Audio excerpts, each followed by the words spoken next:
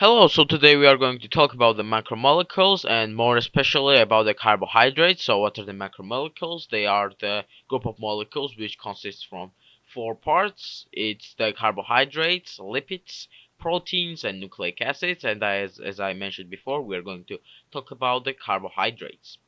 So in general, how are the macromolecules made? First of all, macromolecules are made out from the many monomers. As you can see, these two blue rectangles are the monomers, and as you can see, they have the hydrogen and hydroxyl groups at each side. And what happens that they can be added to each other to create the macromolecule, a polymer from these two monomers, and this reaction is called the dehydration reaction, and the reverse reaction is called the hydrolysis. And actually, by this way, we can assemble many monomers into the large growing polymers, and that's how all of the macromolecules are made in general.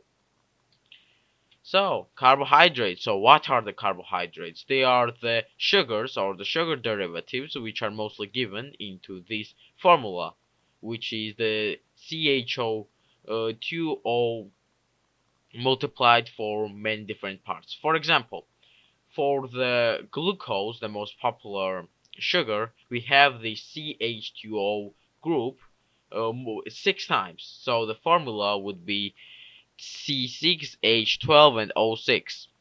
And what happens that glucose can actually assemble from the linear form.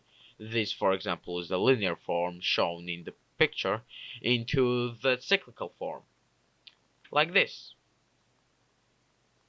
And this configuration is actually called the alpha configuration, and this is called the beta configuration. So actually, most of the sugars mostly the monosaccharides, which get assembled into the cyclical forms, have these two general configurations, and you can determine it by checking where OH group at the last part is located. As you can see, this OH for the alpha configuration is at the below the major plane, and for the beta configuration it is the top side of the plane. And let's continue with oligosaccharides. So oligosaccharides are the carbohydrates which are made up from 2 to 7 monosaccharides. So, for example, for general purpose, this pentagon will demonstrate the fructose, and these hexagons will demonstrate the glucose and galactose. And the most popular oligosaccharides will be shown right now. And before we go to that, we can see the two glucoses which get merged into the maltose, the two groups of glucose together. And as you can see, this is the dehydration reaction we mentioned before, and this is how it happens. As you can see, one OH group from the one glucose and other hydrogen group from the other glucose gets merged to create the water, and we have the covalent bond between these two molecules. And let's continue. First is maltose, as we mentioned. It consists from the two glucose monomers, and it is mostly one of the major metabolites in the organism. We can see it during the Krebs cycle in mitochondria and for many various purposes. Another one is the sucrose. It consists from the fructose and glucose monomers, and major purpose for it is it is in plants because it is the main disaccharide which is transported through the plant's body.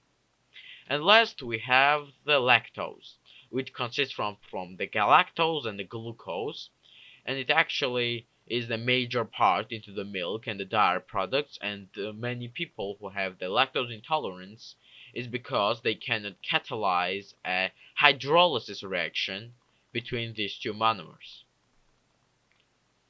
Let's continue with the functions of the carbohydrates, and first they are the energy source. So what do we mean by energy source? First of all, the glucose is always being transported via the bloodstream, which is taken up by multiple cells, and it is transferred into the ATP. And this ATP is the major molecule which is used as an energy source to catalyze reactions in the cell. For example, transporting one uh, molecule from one place to another, catalyzing some reactions to create some metabolites, or for other purposes in general. And glucose is the primary source from which this energy is derived from. And of course, this energy source can also be contained as a storage in the times of need. For example, starch is used in the plants, and the glucagon is used in the animals. And the main difference between these two is that starch can be not branched, so it can be just one long polymer without branches. As you can see, they are mostly made up from the bonds between the alpha glucose configurations, and in times of need, these glucoses are removed one by one to use it to generate energy. And in the end, we also have the structural function. For example, a cellulose, another large polymer, is actually made out from the beta configurations of the glucose, and it can actually be used to create a primary cell wall, which gives its rigidity to the plants. And in the end, we have the cellular communication. For example, we have the glycolipids, so the oligosaccharides attached, or the polysaccharides attached to the lipids into the plasma membrane, and we also have the glycoproteins, and their main purpose is to act as a receptors to for hormones to do certain actions inside the cell, or they can act as the main markers for cell-to-cell communication, cell-to-cell adhesion, and for the immune system to differentiate between a cells which is the foreign to the body or has persisted into the body for the long time, and this is used for immune system to not attack its own cells. So in conclusion, the carbohydrates are sugars, which is mainly made from the CH2O groups. They are the major energy source in the living organisms. They can make cellular structures such as cell walls, and they can take part in cellular communication. Thanks for watching, and see you soon.